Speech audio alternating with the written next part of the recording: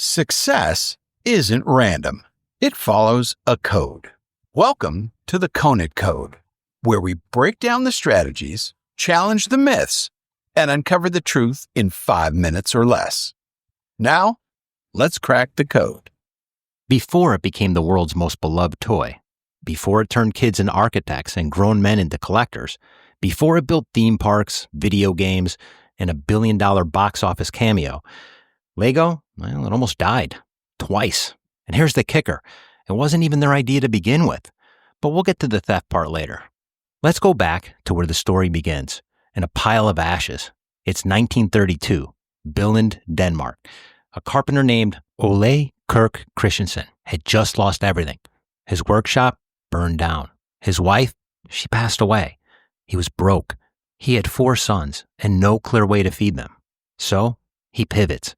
He stops building houses and starts carving toys. Simple wooden ducks, cars, pull toys, handmade, solid, detailed. They didn't sell. But he keeps going anyway. He names his little company Lego. It's a mashup of Danish words, lega, meaning play well. And in Latin, Lego means I put together. Now keep in mind, this is all before Lego built a single block, which is kind of wild.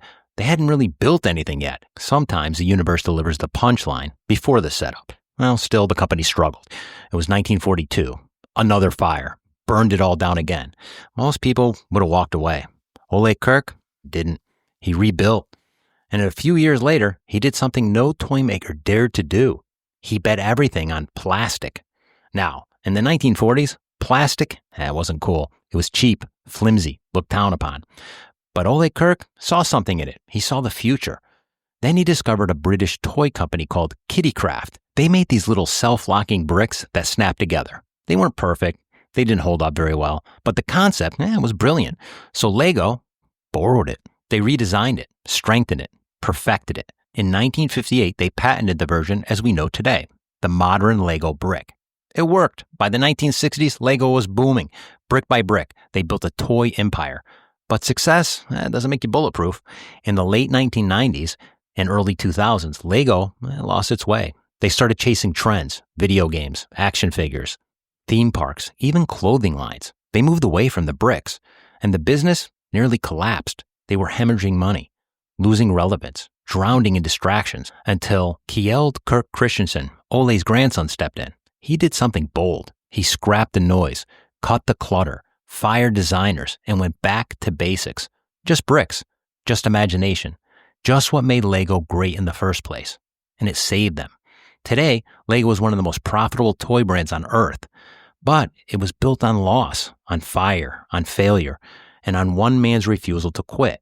And maybe that's the lesson. Great ideas, they're everywhere, but execution, endurance, rebuilding after everything burns, twice, that's rare. Lego didn't change the world because it had the idea first. It changed because they stuck with it, even when it all fell apart. So the next time you step on one and scream into the void, take a breath. Because you're not stepping on a toy. You're stepping on a legacy, a pile of ashes that someone rebuilt, one brick at a time. And that, my friends, is the Conant Code. That's it for this episode of the Conant Code. If you got something out of it, share it with a friend, follow the show, and leave a review on your favorite podcast platform.